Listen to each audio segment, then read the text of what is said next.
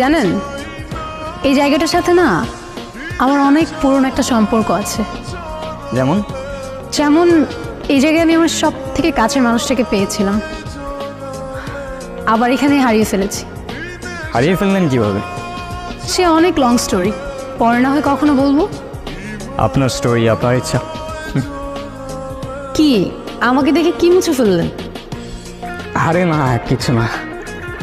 আচ্ছা, আপনি কিন্তু আপনার স্টোরিটার বললেন না। সত্যি কথা বলতে স্টোরিটা শেয়ার করতে আসছি।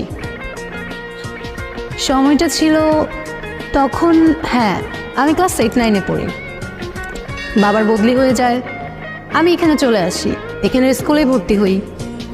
প্রতিদিন স্কুলে যাওয়ার সময় ওই ছেলেটা একটা করে চিঠি রেখে যেত।